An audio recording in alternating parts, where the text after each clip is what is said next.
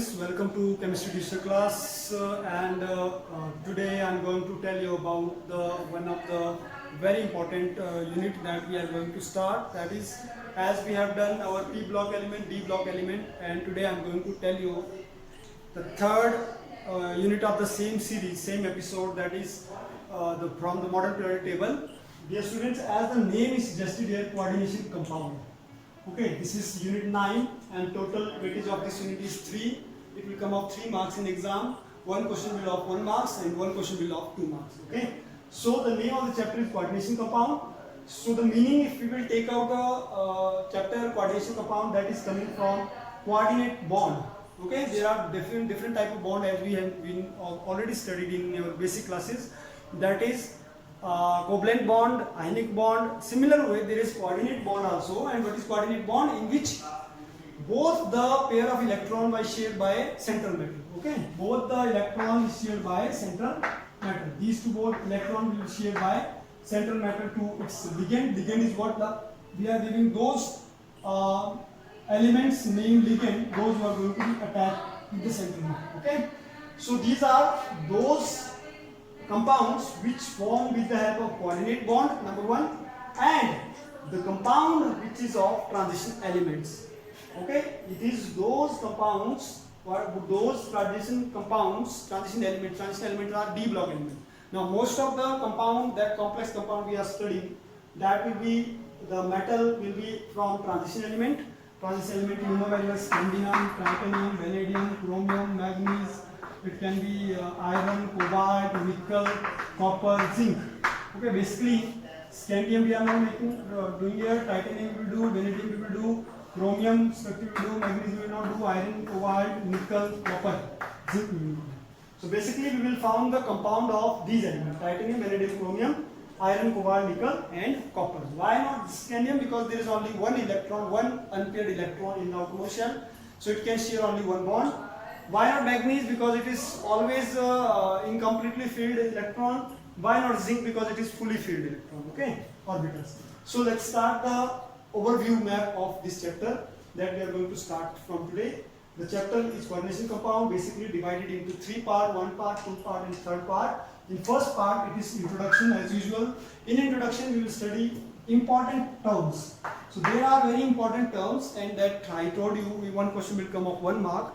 That can come from these important terms. Basically there are some terms like metal, coordinate entity, coordinate complex, coordinate ligands, then unidentate, polydentate. Okay, there are some of the important terms. First, when you will clear the important term, then only you can understand the rest of the chapter. Okay, so again, basic theory, from where this coordination compound came, that we will study here. Basic theory, that is Warner's theory. Warner was the first scientist who has given the basic theory about coordination compound, who introduced that the coordination compound is not a new part of the chemistry, it is pre-existing, it came from transition element. One of the very important property of transition element we studied, that is what? Transition elements have good catalytic property, transition elements are paramagnetic in nature, transition elements have complex compound, it has the property to form complex compound. Complex means large compound. Okay. Right now in junior classes we have studied up to this. NaCl is a compound, magnesium chloride is a compound, but now we are going to talk about a very big complex. Suppose chromium, if I say copper, hexamide copper. Okay, this is good. And we will write always, coordination compound always will be written in this big bracket. Okay, once again the complex compound are represent or symbolized by this big bracket.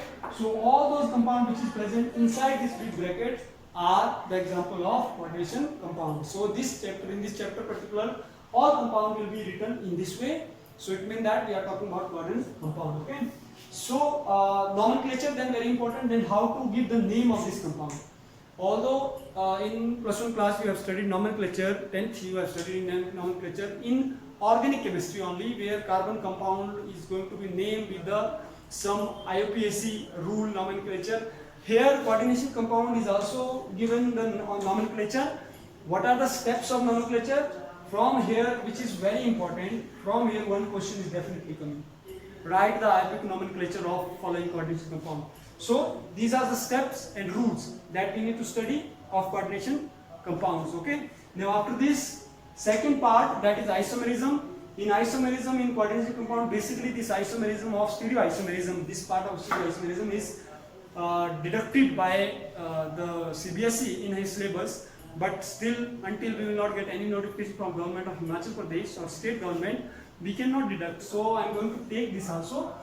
The isomerism, you know very well what is phenomenon of isomerism, you studied in 10th class or in plus 1 also.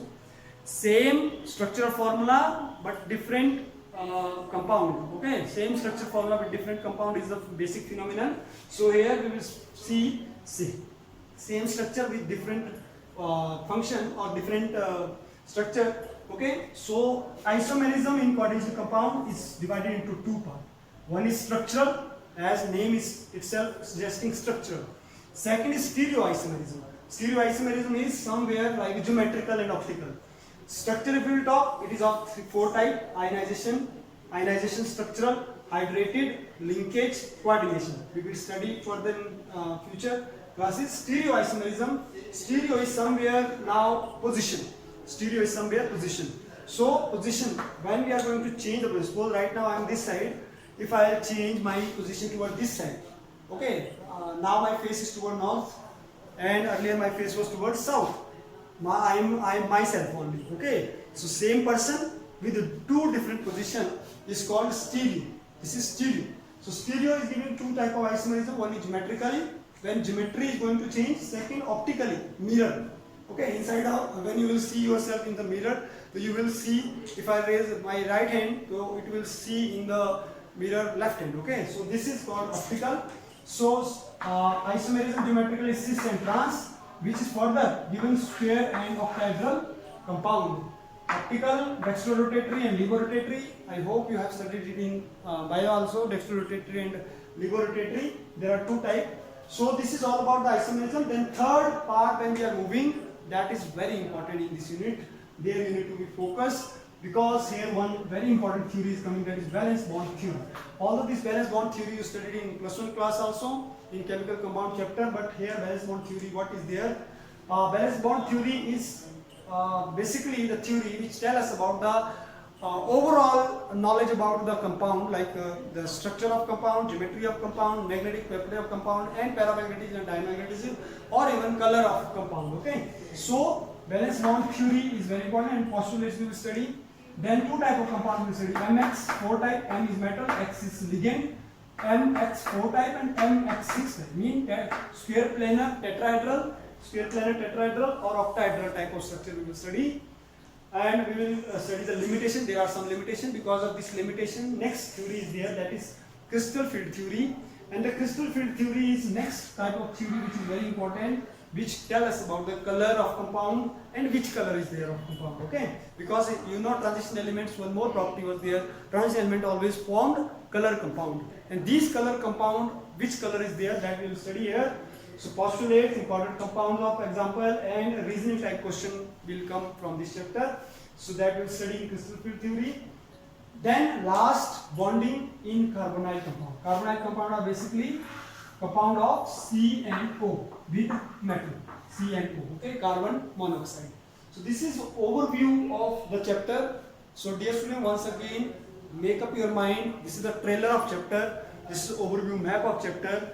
So what idea you got? Basically what we are going to start in this particular chapter.